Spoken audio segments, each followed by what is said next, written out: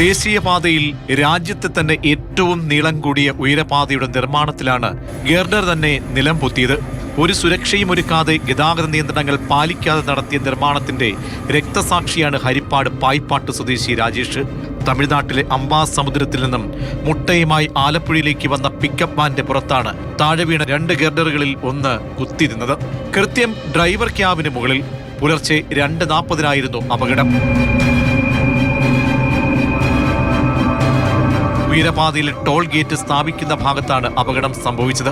12 ഗർഡറുകളാണ് ഇവിടെ സ്ഥാപിക്കുന്നത്. ഇവ നേരത്തെ തന്നെ പിയർ ക്യാപ്പുകൾക്ക് മുകളിൽ എത്തിച്ചിരുന്നു. പിന്നീട് ഇവ ക്രെയിനുകൾ ഉപയോഗിച്ച് നീക്കി കൃത്യസ്ഥാനത്ത് സ്ഥാപിക്കാൻ ശ്രമിക്കുമ്പോൾ ജാക്കി തെന്നിമാറി ഗർഡർ മറിയുകയായിരുന്നു. ഗർഡർ സ്ഥാപിക്കുന്നതിനാൽ എറണാകുളം ഭാഗത്തേക്കും ആലപ്പുഴയിലേക്കും പോകേണ്ട വാഹനങ്ങളെ റോഡിന്റെ ഒരു ഭാഗത്തുകൂടി മാത്രമാണ് കടത്തിവിട്ടിരുന്നത്. അതിനു മുകളിലാണ് ഈ നിർമ്മാണങ്ങൾ എല്ലാം നടന്നിരുന്നത്. ഗർഡറുകൾ പിക്കപ്പ് വാന്റെ മുകളിൽ വീണതും നിർമ്മാണ ജോലിയിൽ ഉണ്ടായിരുന്ന തൊഴിലാളികൾ മുഴുവൻ ഇറങ്ങിയോടി. പിന്നാലെ വന്ന മറ്റ് വാഹനങ്ങളിൽ ഉണ്ടായിരുന്നവരും നാട്ടുകാരുമാണ് രക്ഷാപ്രവർത്തനത്തിനായി ഓടിയെത്തിയത്. വാഹനത്തിനുള്ളിൽ ഡ്രൈവർ കുടുങ്ങിക്കിടക്കുന്നത് കാണാമായിരുന്നുവെങ്കിലും അവർക്കൊന്നും ചെയ്യാൻ കഴിയുമായിരുന്നില്ല.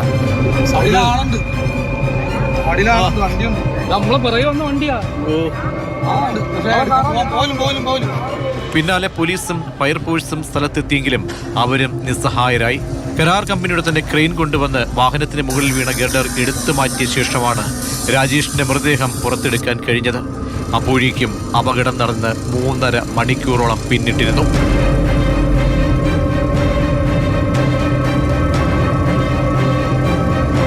ഇന്ന് പുലർച്ചെ 2:30 തുറവൂർ അരൂർ ഉയരപാതയുടെ നിർമ്മാണം നടക്കുന്ന എരമല്ലൂരിന് സമീപം ഈ ഗർഡർ വീണുള്ള അപകടം ഉണ്ടാവുന്നത്. എറണാകുളത്ത് നിന്നും ആലപ്പുഴ ദിശയിലേക്ക് മുട്ടയുമായി പോയ പിക്കപ്പ് വാഹനത്തിൻ്റെ മുകളിലേക്കാണ് ഈ ഗർഡർ 80 ടണ്ണോളം ഭാരമുള്ള ഗർഡർ വീഴുന്നത്.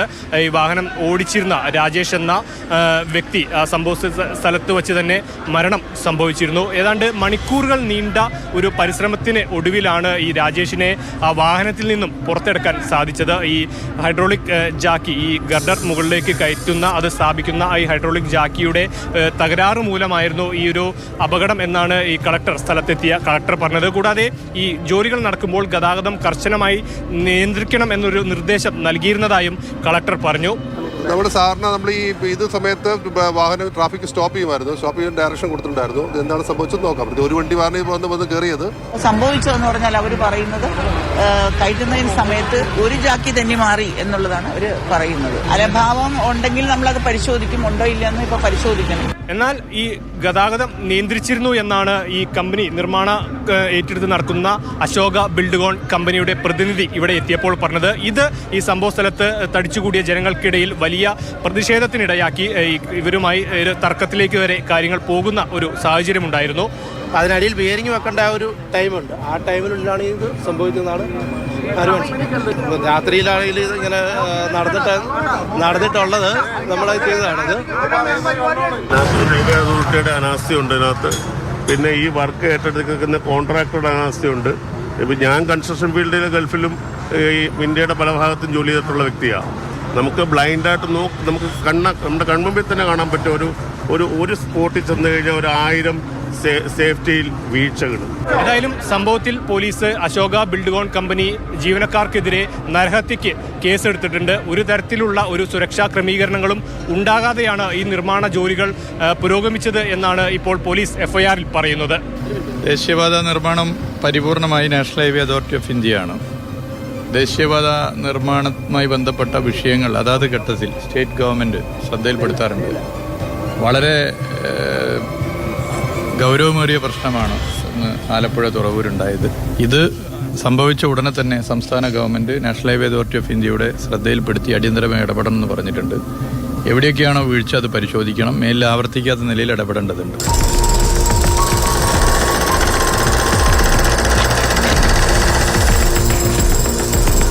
എരമല്ലൂരിൽ ദേശീയപാതയിൽ തകർന്നു വീണ ഗട്ടർ ഇപ്പോൾ കട്ട് ചെയ്ത് അവിടെ നിന്ന് മാറ്റുന്നതിനുള്ള ശ്രമമാണ് കരാർ കമ്പനി ആരംഭിച്ചിരിക്കുന്നത്. അതിനിടയിൽ പോലീസ് കേസ് രജിസ്റ്റർ ചെയ്തുള്ള അന്വേഷണത്തിലേക്ക് പോവുകയാണ്. പരിസരവാസികളുടെ അടക്കം മൊഴി പോലീസ് എത്തി രേഖപ്പെടുത്തിയിട്ടുണ്ട്. ഇത് ഈ അപകടം നടന്ന ഉടനെ തന്നെ ഓടിയെത്തിയ ഒരാൾ ഈ തൊട്ടടുത്ത് തന്നെ താമസിക്കുന്ന പ്രനൂപാണ്. പ്രനൂപിനോട് ചോദിച്ചാൽ എങ്ങനെയാണ് ഈ അപകടം സംഭവിച്ചത് എന്നത് കുറച്ചുകൂടി വ്യക്തമാകും. അതിൻ്റെ ചിത്രങ്ങളടക്കം പ്രനൂപിൻ്റെ കയ്യിലുണ്ട്. ആ സമയത്തുള്ള ഫോട്ടോ എന്താണ്? ആ വാഹനം അപകടത്തിൽപ്പെട്ട് കിടക്കുന്ന ഒരു ചിത്രമുണ്ടല്ലോ, ആ ചിത്രത്തിൽ നിന്ന് കാര്യങ്ങൾ കുറച്ചുകൂടി നമുക്ക് വ്യക്തമാണല്ലോ. ആ സമയത്ത് എന്താണ് സംഭവിച്ചതെന്ന്. അതായത് രാജേഷ് ഓടിച്ചിരുന്ന ആ പിക്കപ്പ് വാൻ്റെ കൃത്യമായും ആ ഡ്രൈവർ ഇരിക്കുന്ന ഭാഗത്ത്, ആ ക്യാബിനിൽ ഡ്രൈവർ ഇരിക്കുന്ന ഭാഗത്തേക്കാണ് ഒരു ഗട്ടർ ഒടിഞ്ഞു വീഴുന്നത്. ഇത് യഥാർത്ഥത്തിൽ ഇതിനോട് ചേർന്നുള്ള മറ്റൊരു ഗട്ടറാണ് ആദ്യം നിലം പൊത്തുന്നത്. അത് നിലം പൊത്തിയത് കണ്ടുകൊണ്ട് ഈ ഡ്രൈവർ ഇടത്തോട്ട് വെട്ടിച്ചിരിക്കാനുള്ള സാധ്യതയാണുള്ളത്. അതുകൊണ്ടാണ് ഈ ഡ്രൈവർ ക്യാബിൻ്റെ ആ സൈഡിൽ കൃത്യമായി അടുത്ത ഗട്ടർ വന്ന് വീണു. അതായത് നിലം പൊത്തിയ ഗട്ടറിൽ നിന്ന് യഥാർത്ഥത്തിൽ ഈ വാഹനം രക്ഷപ്പെട്ടതാണ്. പക്ഷേ ആ ഗട്ടർ വന്ന് വീണ് മറ്റൊരു ഗട്ടർ കൂടി അതിൻ്റെ പിന്നാലെ നിലം പൊത്തി. കൃത്യമായും ആ ഗട്ടറാണ് വന്ന് ഇതിൻ്റെ ക്യാബിൻ്റെ മുകളിൽ വീണിരിക്കുന്നത്. അതെ അതെ അതെ, ആ ഗട്ടറാണ് വന്ന് വണ്ടിയുടെ മേളിൽ വീണിരിക്കുന്നത്. നിങ്ങൾ ചെന്ന് കാണുമ്പോൾ എന്തായിരുന്നു കാഴ്ച? ആ ഗർഡർ വന്ന് നേരെ വണ്ടിയുടെ ആ ഡ്രൈവർ ക്യാബിൻ്റെ ഡ്രൈവർ ഇരിക്കുന്ന വശം തന്നെ കുത്തി നിൽക്കുമായിരുന്നു. ഞാൻ ചെന്ന് നോക്കുമ്പോൾ ആൾക്ക് ചെറിയ അനക്കമൊക്കെ ഉണ്ടായിരുന്നു. പക്ഷേ നമുക്കൊന്നും ചെയ്യാൻ പറ്റുന്നുണ്ടായിരുന്നില്ല. കാരണം ആ ഗർഡർ വെയിറ്റുള്ള സാധനമല്ലോ, അവർ ക്രെയിൻ ഉപയോഗിക്കാണ്ട് മാറ്റാതെ നമുക്കൊന്നും ഇവിടെ ചെയ്യാൻ പറ്റില്ല. പോലീസ് ഫയർഫോഴ്സൊക്കെ വന്നിട്ട് നമുക്ക് നോക്കി വെക്കാനേ പറ്റുന്നുണ്ടല്ലോ. ഇവരുടെ ക്രെയിനിൻ്റെ ആൾ വന്ന് എല്ലായിടത്തും മാറ്റിയപ്പോൾ തന്നെ ഏകദേശം 3.5 മണിക്കൂറോളം സമയം എടുത്തു. അപ്പോഴേക്കും അവളുടെ ആൾ പോയിട്ടുണ്ടായിരുന്നു. കുറച്ചുകൂടി വണ്ടി ഇടത്തോട്ട് മാറിയിരുന്നെങ്കിൽ ഈ രാജേഷ് രക്ഷോട് വരുന്നു. കുറച്ചുകൂടെ ഫ്രണ്ടിലേക്ക് ഒരു ചെക്കലം മാറിയിരുന്നെങ്കിൽ ആൾ രക്ഷപ്പെട്ടു പോകാൻ. അതിന് മുമ്പ് ഒരു കാറും എല്ലാം പാസ് ചെയ്ത് പോയായിരുന്നു. സംഭവം നടന്ന ഉടനെ നിങ്ങൾ വരുമ്പോൾ ഇവിടുത്തെ ഈ ക്രെയിൻ ഓപ്പറേറ്റർമാരെല്ലാം ഇവരെല്ലാം ഓടി രക്ഷപ്പെട്ടോ? അവര് സ്റ്റാഫ് ഉണ്ടായിരുന്നു ഇവിടെ. അവർ പേടിച്ചു പോയിട്ടുണ്ടാവും. ഇത് ചെയ്യുന്ന സ്റ്റാഫ് ഉണ്ടായിരുന്നു, അവർ ഓടി രക്ഷപ്പെട്ടു പോയി. പേടിച്ചു പോയിട്ടുണ്ടാവും. പിന്നെ എപ്പോഴാണ് ഇവരൊക്കെ തിരിച്ചു വരുന്നത്? അവരെല്ലാം ഒരു മണിക്കൂർ കഴിഞ്ഞപ്പോഴേക്കും അവരുടെ ഓഫീസർമാരും ഒക്കെ വന്നായിരുന്നു. 1.5 മണിക്കൂർ കഴിയുമ്പോൾ ഓഫീസർമാരൊക്കെ വന്നിട്ടുണ്ടായിരുന്നു. പോലീസിന്റെ പുറകെ അവരെല്ലാവരും വന്നായിരുന്നു. സത്യത്തിൽ ജീവിച്ചതാണ്, എന്തൊരു അക്കരം കൊടുത്ത സത്യത്തിലാണ് ഇത്രയും നാൾ. വാക്കുകൾ കൊണ്ട് പറഞ്ഞറിയിക്കാൻ പോലും കഴിയാത്ത തരത്തിലുള്ള അതീവ ദുഃഖത്തിലാണ് ഹരിപ്പാട് പള്ളിപ്പാടുള്ള രാജേഷിൻ്റെ വീടുള്ളത്. ഇന്ന് പുലർച്ചെയാണ് ഇത്തരത്തിൽ ഈ വിയോഗ വാർത്ത ഈ കുടുംബത്തെ തേടിയെത്തുന്നത്. കഴിഞ്ഞ ദിവസങ്ങളിലൊക്കെ തന്നെ തങ്ങൾക്കൊപ്പം ഉണ്ടായിരുന്ന, തങ്ങളുടെ ഏതാവശ്യങ്ങൾക്കുമൊക്കെ തന്നെ കൂടെ ഉണ്ടായിരുന്ന ഈ രാജേഷിൻ്റെ വിയോഗ വാർത്ത മാധ്യമങ്ങളുടെയൊക്കെ അറിഞ്ഞ് നിരവധിയായിട്ടുള്ള ആളുകളൊക്കെ തന്നെ ഈ വീട്ടിലേക്ക് എത്തിക്കൊണ്ടിരിക്കുകയാണ്. രാജേഷും ഭാര്യയും 2 മക്കളുമാണ് ഈ വീട്ടിൽ താമസിച്ച് വന്നിരുന്നത്. അവൻ ഓട്ടോറിക്ഷ ഓടിച്ചും പിന്നെ ഈ തമിഴ്നാട്ടിൽ മുട്ടയും തമിഴ്നാട്ടിൽ നിന്ന് കോഴിയൊക്കെ എടുത്തുകൊണ്ട് വന്നതാണ്. അവന് ഉപജീവനം അവൻ്റെ മക്കളെ പഠിപ്പിക്കുകയും അവൻ്റെ മോക്ക് സുഖമില്ലാത്തതാണ്, ഈ കിഡ്നിക്ക് പ്രോബ്ലം ഉള്ളതാണ്. അവൻ്റെ ഒരു ആശ്രയമായിരുന്നു ഈ കുടുംബത്തിന്. എൻ്റെ അനിയൻ എൻ്റെ കുഞ്ഞമ്മയുടെ മോനാവും. അവനിതിപ്പോൾ സംഭവിച്ചു ഇനി അവൻ്റെ ജീവിതം, എൻ്റെ കുടുംബത്തിൻ്റെ ജീവിതം എങ്ങനെയാണ്? വളരെ പ്രയാസമായി മുന്നോട്ടുള്ള ജീവിതം. മൂത്ത മകന് 21 വയസ്സും മകൾക്ക് 17 വയസ്സുമാണുള്ളത്. എന്തായാലും പകൽ സമയത്ത് ഈ പള്ളിപ്പാട് സ്റ്റാൻഡിൽ ഓട്ടോ ഓടും. തുടർന്ന് രാത്രി ഇത്തരത്തിൽ പിക്കപ്പ് വാനൊക്കെ വാടകയ്ക്കെടുത്ത് ഈ തമിഴ്നാട്ടിലും അതുപോലെ തന്നെ കർണാടകത്തിലൊക്കെ പോയി കോഴിമുട്ടായും താറാവ് മുട്ടയും ഒക്കെ തന്നെ കേരളത്തിലെ ആലപ്പുഴയിലും എറണാകുളത്തും കോട്ടയത്തുമൊക്കെ തന്നെ കൊണ്ട് വിൽക്കുന്ന ഒരു പതിവ് ഉണ്ടായിരുന്നു. അങ്ങനെ ഈ പോയിട്ട് വരുന്ന വഴിയിലാണ് ഇത്തരത്തിൽ ഈ അപകടം ഉണ്ടാകുന്നതും ജീവൻ തന്നെ നഷ്ടമാകുന്ന സ്ഥിതിയിലേക്കൊക്കെ തന്നെ കാര്യങ്ങൾ പോകുന്നത്. തമിഴ്നാട്ടിന് പോയി ലോഡ് കയറ്റിക്കൊണ്ട് തിരിച്ചു വരുമായിരുന്നു. തിരിച്ചു വരുന്ന സമയത്താണ് എന്നെ വെളുപ്പിനെ തിരുവല്ല ഇതിന് തൊട്ട് പുറകിലൊരു വണ്ടി ഉണ്ടായിരുന്നു. ഇതിന് പിന്നിൽ ഒരു ബസ് ഉണ്ടായിരുന്നെന്നാണ് പുറകിലുള്ള ആ വണ്ടിക്കാരൻ പറഞ്ഞത്. നമ്മുടെ വണ്ടിയുടെ പുറകിലുള്ള വണ്ടിക്കാരൻ പറഞ്ഞത്. ആ വണ്ടിക്കാരൻ രാജേഷ് ഇപ്പോൾ ഒരു പകരക്കാരനായിട്ട് കയറിയതാണ്, അത്യാവശ്യത്തിന് കയറിയതാണ്. നേരത്തെ ഓടുമായിരുന്നു, സിനിമ കുറച്ച് നേരം ഓടിക്കൊണ്ട് 2 വർഷമായിട്ട് ആളിന് വരാതിരിക്കുമായിരുന്നു. അങ്ങനെ ഇന്നലെ ഒരു ഓട്ടം വന്ന, 2 വർഷം കൂടിയിരുന്ന് ഇന്നലെ ഒരു ഓട്ടം വന്നു. 2 വർഷം കൂടി രാജേഷ് ഈ വണ്ടിയായിട്ട് പോയത് ഇന്നലെ പോയതാണ്, ഒരു ഓട്ടം പോയതാണ്. ആൾ നല്ല ആളാണ്. എന്ത് പണിക്കും, ഒരു പണിയും നല്ല കോൺക്രീറ്റ് പണിക്കും ഓട്ടോ ഓടിക്കാനും എല്ലാ പണിക്കും പോയി. ഇന്ന പണിയൊന്നുമില്ല, കണ്ടത്തിൽ വിതയ്ക്കാനായാലും നെല്ല് വെക്കാനും എല്ലാ പണിക്കും പോയി കുടുംബം പോരാൻ. ഞങ്ങളോടൊക്കെ നല്ല സഹകരണവും, ജോലിക്ക് പോകും, കുഞ്ഞുങ്ങളെ നോക്കുകയും ഭാര്യ നല്ല സ്നേഹത്തോടും പറയാൻ കണ്ടു. കുടുംബത്തിൽ ഈ മകന് ഒരു ഫുട്ബോൾ താരമാക്കണം, അങ്ങനെയൊക്കെ വലിയ ആഗ്രഹം ഈ രാജേഷിനുണ്ടായിരുന്നു. അങ്ങനെ ഒരു താരമാക്കി മാറ്റണമെന്നൊക്കെ അതിന് ആഗ്രഹമുണ്ടായിരുന്നു. അതിനുവേണ്ടി അതിൻ്റെ സ്വപ്നം പൂവണിയുന്നതിന് വേണ്ടിയാണ് ഇത്തരത്തിൽ രാപ്പകലില്ലാതെ രാജേഷ് പണിയെടുത്തിരുന്നതൊക്കെ തന്നെ. പ്രത്യേകിച്ച് രാജേഷിന് പറയുമ്പോൾ അവനൊരു മോനുണ്ട്. അവനെ ഈ സ്പോർട്സ് അതായത് ഫുട്ബോളിൽ അവനെ ഒന്ന് എവിടെയെങ്കിലും എത്തിക്കണമെന്നും പറഞ്ഞ് അതിനെ പരിശീലനം കൊടുത്തു ഒക്കെ. അതിനുവേണ്ടിയാണ് അവൻ ഈ ഭയങ്കരമായിട്ടുള്ള കഷ്ടപ്പാടെല്ലാം. നല്ലൊരു അധ്വാനിയും സൗമ്യനും ശാന്തനും പള്ളിപ്പാട്ടുകാർക്കെല്ലാം വളരെ സ്നേഹിതനായിട്ടുള്ള ഒരു വ്യക്തിയായിരുന്നു. എന്നോട് പറഞ്ഞിട്ടാണ് പോകുന്നത്. എവിടെ പോയാലും ദൂരയാത്രയാണ് എന്നോട് പറഞ്ഞിട്ടേ പോകും. അപ്പോൾ ഞാൻ പറഞ്ഞു പോയിട്ട് വാ, നിങ്ങൾ പ്രാർത്ഥിച്ചോളാം, പോയിക്കോ എന്ന് പറഞ്ഞു.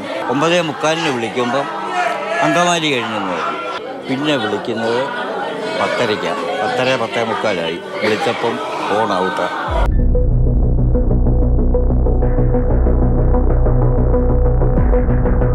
ഉയരപാത നിർമ്മാണത്തിൽ ചെറുതും വലുതുമായ നിരവധി അപകടങ്ങളാണ് സംഭവിച്ചിരിക്കുന്നത്. ഇരുചക്ര വാഹന യാത്രക്കാരും പ്രദേശവാസികളുമാണ് അപകടത്തിൽപ്പെട്ടവരിൽ ഏറെയും. മാസങ്ങൾക്ക് മുൻപ് തുറവൂർ ജംഗ്ഷനിൽ ഗർഡറുകൾ സ്ഥാപിക്കുന്നതിന് വേണ്ടി പിയർ ക്യാപ്പിൽ ഉറപ്പിക്കുന്ന സ്റ്റീൽ ഫ്രെയിം അഴിച്ചു മാറ്റുന്നതിനിടെ താഴെ വീണിരുന്നു. ഭാഗ്യത്തിന് അന്ന് വാഹനങ്ങൾ രക്ഷപ്പെട്ടു. അരൂർ തുറവൂർ ഉയരപാത നിർമ്മാണം തുടങ്ങിയത് മുതൽ അപകടങ്ങൾ പതിവായിരുന്നു. സംസ്ഥാനത്ത് തന്നെ ഏറ്റവും തിരക്കേറിയ ദേശീയപാതയിൽ പൂർണ്ണമായും ഗതാഗതം തടഞ്ഞുകൊണ്ടുള്ള നിർമ്മാണങ്ങൾക്ക് പ്രായോഗിക ബുദ്ധിമുട്ടുകൾ ഏറെയാണ്. അതുകൊണ്ട് തന്നെ തലയ്ക്ക് മീതെ നടക്കുന്ന വലിയ നിർമ്മിതികൾക്ക് താഴെ കൂടി ജീവൻ പണയം വെച്ചുള്ള യാത്രയാണ് നമ്മുടേത്.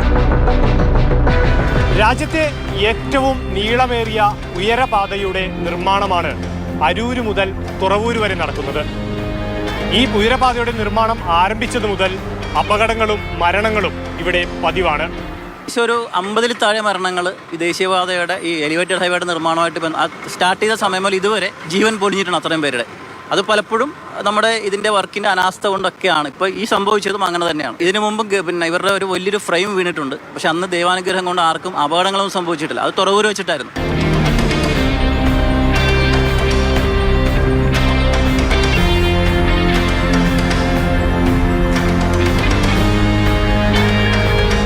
ഭയങ്കര ബുദ്ധിമുട്ടാണ്. സൈക്കിളിൽ പോകാനായിട്ട് ജീവൻ പണയം വെച്ച് വേണം പോകാൻ. കാൽനട യാത്രക്കാരെന്ന് പറഞ്ഞാൽ വളരെയധികം ബുദ്ധിമുട്ടാണ്. പിന്നെ അവരാണെന്ന് ഒരു അഡ്ജസ്റ്റ്മെന്റ് അവർ ചെയ്യുന്നില്ല. മാക്സിമം സ്പീഡിലാണ് അവർ പോകുന്നത്. പരാതികൾ നിരവധി തവണ ഉന്നയിച്ചു.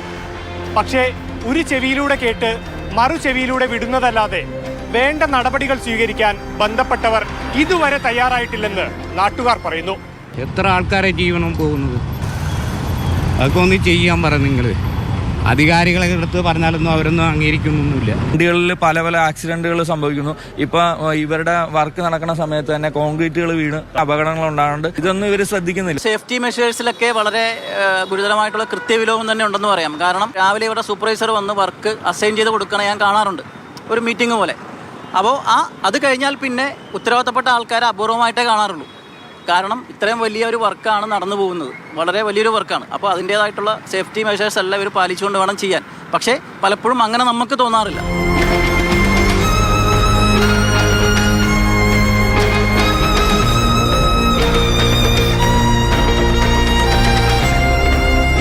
അപകടശേഷം സ്ഥലത്തെത്തിയ നിർമ്മാണ കമ്പനി പ്രതിനിധി പറഞ്ഞത് ജോലികൾ നടക്കുമ്പോൾ വാഹനങ്ങൾ കടത്തിവിടാറില്ല എന്നായിരുന്നു. എന്നാൽ ഗർഡറുകൾ സ്ഥാപിക്കുന്ന സമയത്തെങ്കിലും അതിൻ്റെ താഴെ കൂടെ വാഹനം കടത്തിവിടാതിരുന്നെങ്കിൽ ഒരുപക്ഷെ ഇന്നത്തെ അപകടമെങ്കിലും ഒഴിവാക്കാമായിരുന്നു. റോഡിന്റെ തകർച്ച, വെള്ളക്കെട്ട്, രൂക്ഷമായ ഗതാഗത കുരുക്ക് എല്ലാം ഉണ്ടായിട്ടും കരാർ കമ്പനിയെ നിയന്ത്രിക്കാനും സുരക്ഷ ഉറപ്പാക്കാനും ജില്ലാ ഭരണകൂടമടക്കം ഒരു സംവിധാനവും വേണ്ടത് ചെയ്തില്ല. പ്രതിഷേധങ്ങളും സമരങ്ങളും കുറവുണ്ടായിരുന്നില്ല. വരാൻ പോകുന്ന വലിയ വികസനത്തിന്റെ പേരിൽ അതെല്ലാം അധികാരികൾ കണ്ടില്ലെന്ന് നടിച്ചു. ഒടുവിൽ ഹൈക്കോടതി ഇടപെട്ടപ്പോഴാണ് മഴക്കാലത്തെ യാത്രാദുരിതത്തിന് അല്പമെങ്കിലും പരിഹാരമായത്. ഉയരപാതയിലെ ഭൂരിഭാഗം ഗഡറുകളും സ്ഥാപിച്ചു കഴിഞ്ഞു. ഇനി വളരെ കുറച്ച് ഭാഗത്തേത് മാത്രമാണ് ശേഷിക്കുന്നത്. 75% നിർമ്മാണവും പൂർത്തിയായി 2026 മാർച്ചിൽ ഉയരപാത പൂർത്തീകരിക്കണമെന്നാണ് കരാർ. ഇതിന് കഴിഞ്ഞില്ല എങ്കിൽ നിർമ്മാണം നീളുന്നതിനനുസരിച്ച് കരാർ കമ്പനി NHAയ്ക്ക് നഷ്ടപരിഹാരം നൽകണം. മഴ മാറിയതോടെ കൂടുതൽ തൊഴിലാളികളെ എത്തിച്ച് നിർമ്മാണം വേഗത്തിലാക്കിയതിനിടെയാണ് അപകടം സംഭവിച്ചത്. രാജേഷിന്റെ മരണത്തിൽ കരാർ കമ്പനി ജീവനക്കാർക്കെതിരെ കുറ്റകരമായ നരഹത്യക്കാണ് പോലീസ് കേസെടുത്തിരിക്കുന്നത്. ഗഡർ താഴെ വീണാൽ ജീവഹാനി ഉണ്ടാകുമെന്ന് അറിഞ്ഞുകൊണ്ട് തന്നെ യാതൊരു സുരക്ഷയുമില്ലാതെ നിർമ്മാണം നടത്തി അപകടം ഉണ്ടാക്കിയെന്നാണ് കേസ്. ജാമ്യമില്ലാ കുറ്റം ചുമത്തിയുള്ള കേസിൽ അറസ്റ്റടക്കമുള്ള നടപടികൾ ഉണ്ടായേക്കും.